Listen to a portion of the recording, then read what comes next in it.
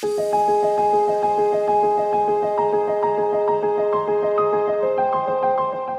अच्छा है, very nice, really very nice. Check in कर रहे थे होटल में और अचानक से फ्लावर शो का ये बैनर देखा, हम तुरंत घुस गए अंदर। हम बाद में चेक इन करेंगे, होटल नहीं गए हैं अभी तक। मैं बैंगलोर से हूँ। She has come from Chhattisgarh, she has come from Vijayawada Andhra and she has come from Mumbai.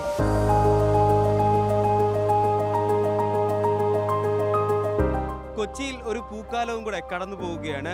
Marine ഡ്രൈവിൽ നടന്നുകൊണ്ടിരിക്കുന്ന 42ാമത് കൊച്ചിൻ ഫ്ലവർ ഷോ ഇനി ഏതാനും ദിവസങ്ങൾ കൂടി മാത്രമാണ് ബാക്കിയുള്ളത്. ദാ ഈ കാണുന്നോട്ട് പൂക്കളെയും ചെടികളെയും ഒക്കെ സ്നേഹിക്കുന്നവർക്ക് ഈ പൂക്കളൊക്കെ വന്ന് കാണാം, ആസ്വദിക്കാം. 6-ാം തീയതി മുതൽ ഇത് വാങ്ങുകയും ചെയ്യാം.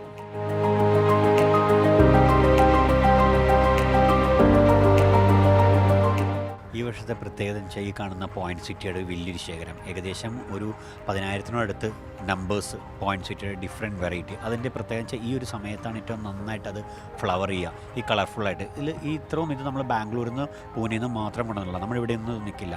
ഇതാണ് ഇതിൻ്റെ ഏറ്റവും വലിയൊരു എക്സ്പേർട്ടൈസും ഒരു സ്പെഷ്യാലിറ്റി എന്ന് പറയുന്നത്. പിന്നെ ബ്രൊമില്യാഡ്സ് സാധാരണ നമുക്കിവിടെ കിട്ടാറുള്ളത് ഒരു 10-12 വെറൈറ്റി ബ്രൊമില്യാഡ്സേ കിട്ടാറുള്ളൂ. ഈ പ്രാവശ്യം നമുക്കൊരു 30-35 വെറൈറ്റി ബ്രൊമില്യാഡ്സ് മാത്രമേ ഈ ഗ്രൗണ്ടിൻ്റെ ഉള്ളിലുള്ളതുകൊണ്ട്. പിന്നെ നമുക്കൊരു 50,000 സ്ക്വയർ ഫീറ്റ് ഓൾമോസ്റ്റ് ഇത് കവേർഡാണ്.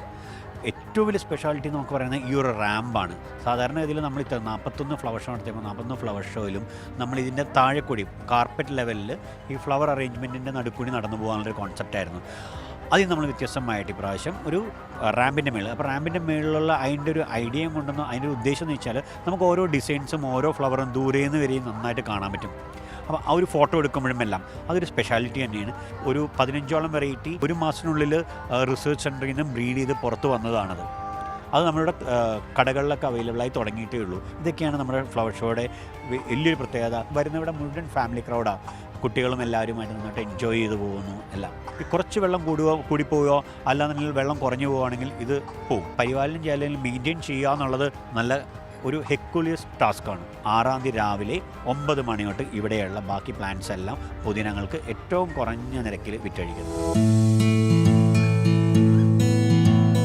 ഈ വർഷത്തെ ഫ്ലവർ ഷോയുടെ ഏറ്റവും വലിയ പ്രത്യേകതകളിൽ ഒന്നാണ് ദാ ഈ കാണുന്ന 15 അടി ഉയരത്തിൽ 60,000-ന് മുകളിൽ പച്ചമുളകുകൾ ഉപയോഗിച്ച് തീർത്തിരിക്കുന്ന ഒരു കോഴിയുടെ ശില്പം. ഈ ശില്പം പച്ചമുളകുകൾ ഉപയോഗിച്ചായിരുന്നു ചെയ്തിരുന്നത്. അതുകൊണ്ട് തന്നെ ഇത് തുടങ്ങിയ സമയത്ത്, ഫ്ലവർ ഷോ തുടങ്ങിയ സമയത്ത് പച്ച കളറായിരുന്നു. ഇപ്പോൾ അത് പച്ചമുളക് പഴുത്ത് ചുവപ്പ് കളറിലേക്ക് എത്തിയിരിക്കുകയാണ്. ഇനി ഈ ഫ്ലവർ ഷോ അവസാനിക്കുമ്പോഴത്തേക്ക് ബാക്കി മുളകുകൾ കൂടെ പഴുത്ത് ഇത് പൂർണ്ണമായിട്ടും ഒരു ചുവപ്പ് കളറായി മാറും.